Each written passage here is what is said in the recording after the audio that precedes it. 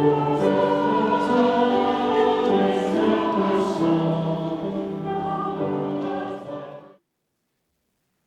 hello, everyone. Good morning. Happy Sunday. Happy Super Bowl Sunday. Now, you know, it's always a Super Sunday here at the United Church of Rowayton. But today is an extra Super Sunday because right after our worship, we're all going to gather in Livingston Hall for a pancake breakfast. There were people working all weekend, late last night and early this morning to set up this feast for all of us. And we are so grateful and so excited to be joining in that feast today. The reason we have our pancake breakfast on this last Sunday before Lent is because Lent is a time of fasting. Lent begins this Wednesday, which is Ash Wednesday. And we have a beautiful Ash Wednesday service here in the church. It'll be Wednesday night at 7 o'clock, and we really hope that you can join us. If this is your first time here or it's your first time seeing me, my name is Sal Sapienza. I'm the new pastor here at the United Church of Rowayton. We are an open and affirming congregation of the United Church of Christ. And that means that no matter who you are or where you are on life's journey, you are welcome here. Now, Lent is a time of fasting, so we're going to feast today. But Lent, which begins on Wednesday, is also a time of prayer. For those 40 days of Lent, we are supposed to be finding time each day for prayer. And our denomination, the United Church of Christ, has put out a really wonderful Lenten devotional. They put out a new one each year. The theme for 2024 is Bend. And what it has is each day it has a prayer, a reading from Scripture, and a reflection for every day, from Ash Wednesday all up to and including Easter. And so these devotionals are available on the welcome table at the back of the church. Next to them, you're going to see a little donation box. The United Church of Christ does not give us these for free. We have to pay $5 each for them, and so we're asking if you would be able to help us cover the cost. If you can, we'd be so grateful. It's not necessary, but we'd be so grateful. But this is a wonderful way to journey through the season of Lent. Now, you know that we have a wonderful Christian education program here. We have programs for kids, we have programs for teenagers, but we also have adult education as well. We meet every single Thursday at noon in Livingston Hall, and what we're going to be doing for the season of Lent is we are going to be reading a book together. The book is called Rise, and it was written by the popular Christian pastor whose name is John Pavlovitz. And Rise is a book that's all about Lent. And so for the 6 Thursdays in Lent, we are going to be reading that book together. So all of you are welcome to join us on Thursdays at noon, starting this Thursday for the book study. Now today, as part of our worship, we are going to have our annual meeting. So after my message today, our church leaders are going to come up.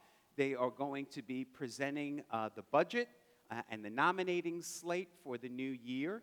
If you're a church member, you should have received the annual meeting packet via email. If you did not, or if you'd like a hard copy, they are available in the back of the church. Now, I know that some of you are not official members of the church yet.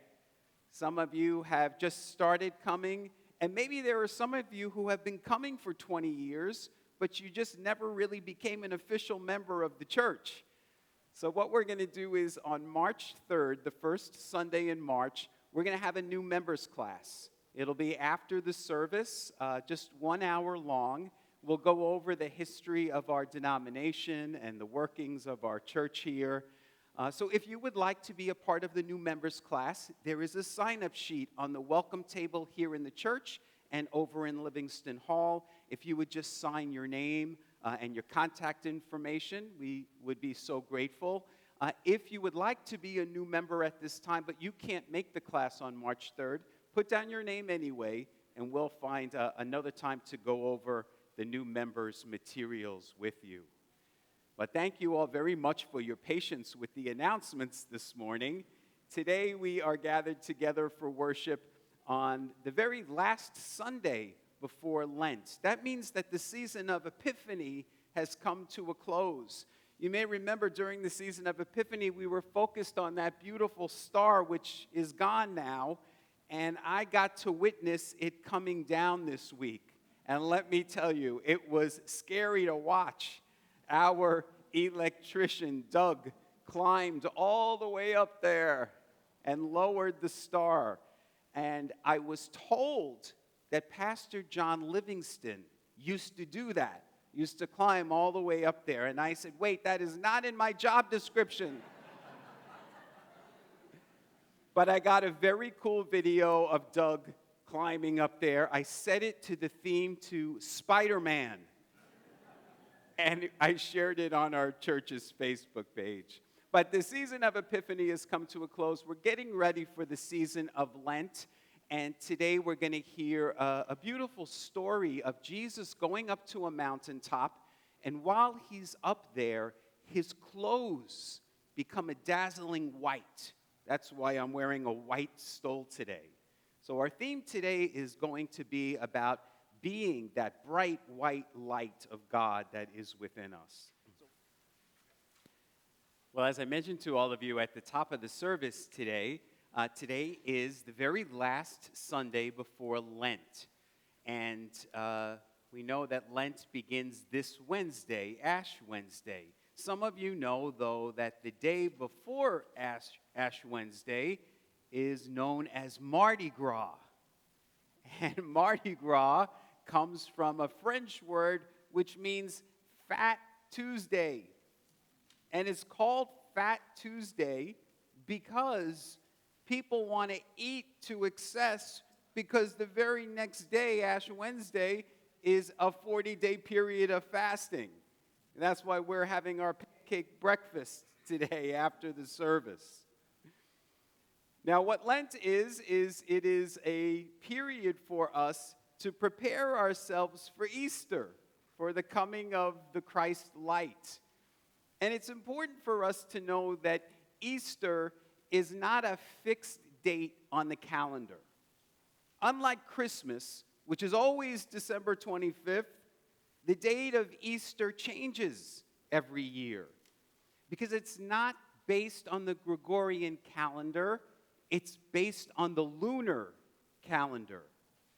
Easter always happens on the very first Sunday on or after the first full moon of the spring equinox. And I don't know about you, but I really love that. I love that we are celebrating Jesus' resurrection around the same time we are celebrating spring, new birth, and new life. Now, this Sunday, the Sunday right before Lent begins, is known as Transfiguration Sunday. Because Christian churches today all over the world are focused on the same reading that we just heard today. That reading of Jesus going up to the mountain and being transfigured in the light. Now, this story may sound similar to a reading that's in the Old Testament, a reading that I'm sure most of you are familiar with. It's the reading of Moses and the burning bush. I'm sure many of you have seen the movie, The Ten Commandments. You remember that scene. Moses takes one of his disciples. They go up to a mountaintop, and up there on the mountain, they experience the light of God in this burning bush, and they hear God's voice speaking. Well, it's the same thing we heard this morning. Jesus takes some of his disciples up to a mountain, and while they're at prayer, the same thing happens. They experience this bright white light of God, and they hear God's voice.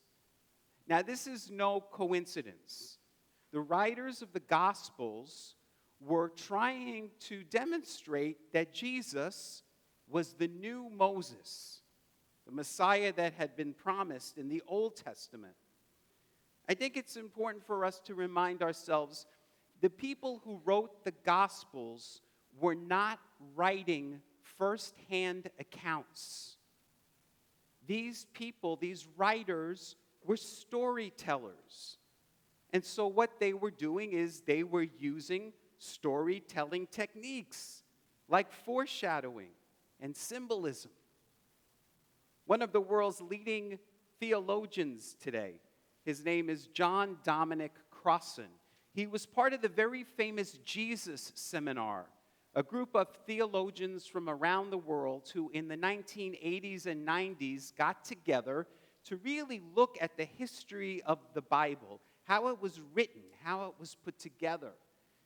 And of the Bible, John Dominic Crossan said this. He said, "My point is not that the ancient people told literal stories and now we're smart enough to understand them symbolically.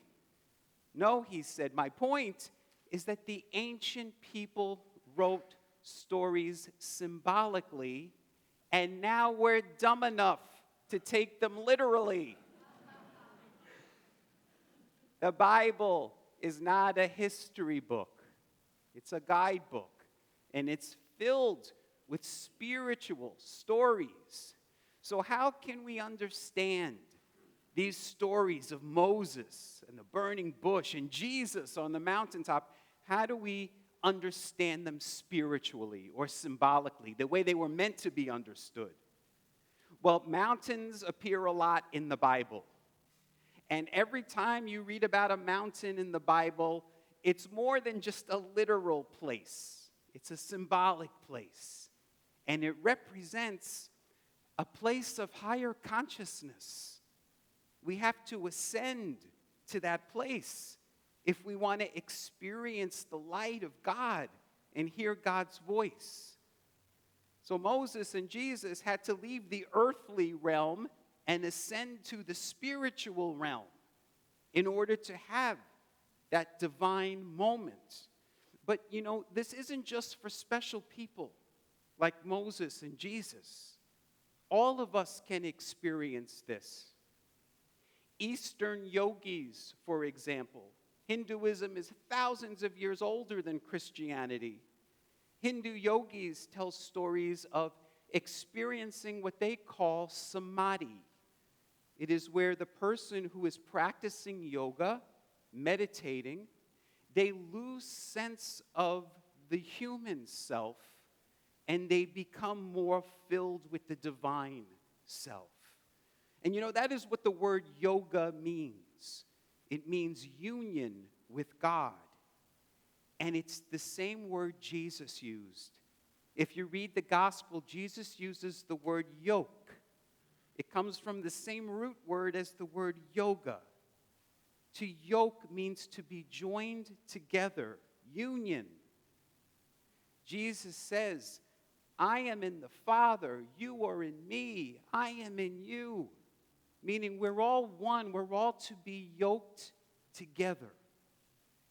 When we do that, we experience oneness, the light. Now, Jesus gave us the instruction for this. Because when we love people how Jesus loved, unconditionally, when we forgive people instantly, as Jesus did, when we serve people in our midst, especially the least of these, we are practicing union with God. And then Jesus taught us how to pray, how to ascend the mountain, if you will. He says in the Gospels, when you pray, shut the door and ascend to the sacred dwelling place of the Most High God. And he says, and your Father who hears you in secret will reward you. That's how Jesus said we are to pray. Not a public thing. He said it's something secret. He said you shut the door.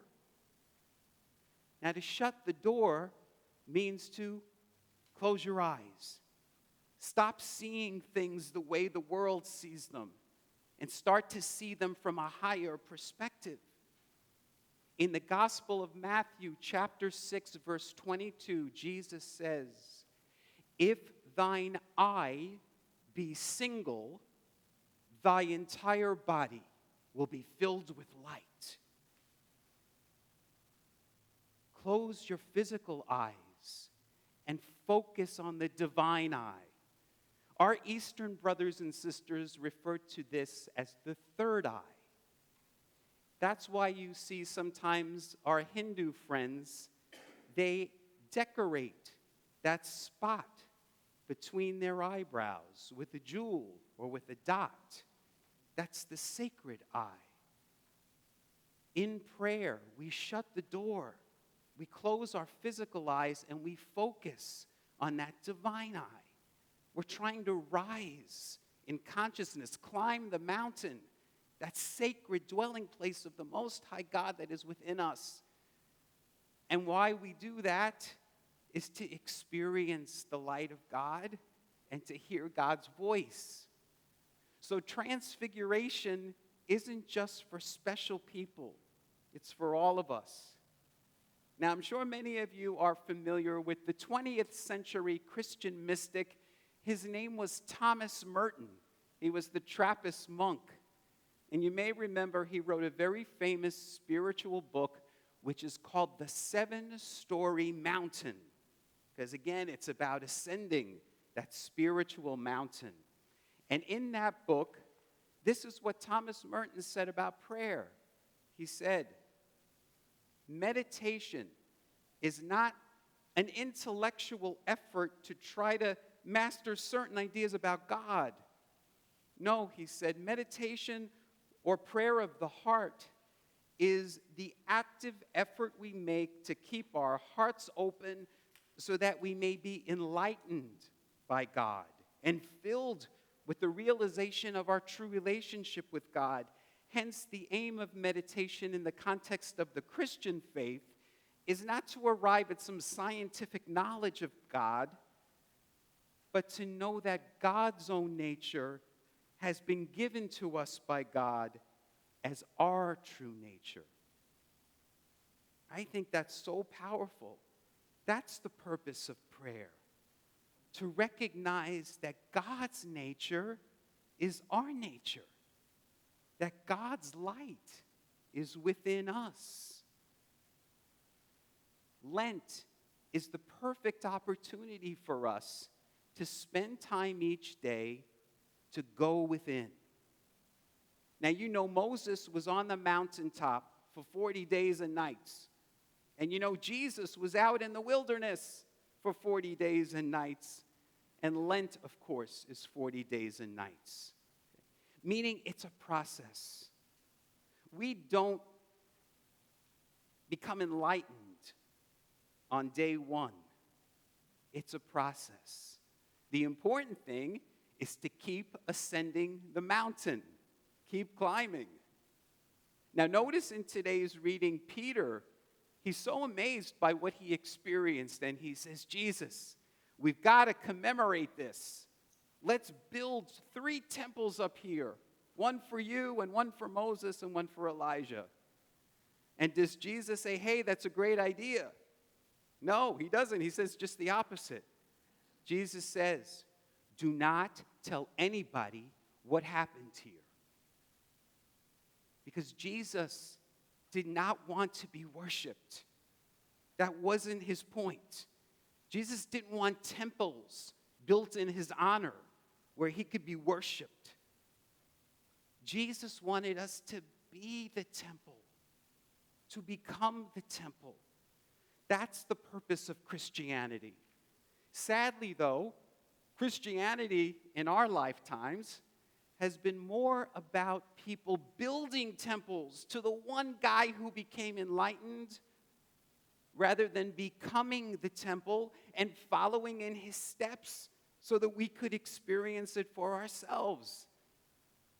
That's what Jesus wanted us to do, to follow in his steps, to do as he did. And so that's what I would like to invite you to do this week as we enter into the season of Lent, is to find time each and every day to shut the door, to go within, to ascend that spiritual mountain, to connect with God's light and love, power and presence that is within you. And then go out into the world and shine that light of the Christ for all of the world to see. May it be so. Amen.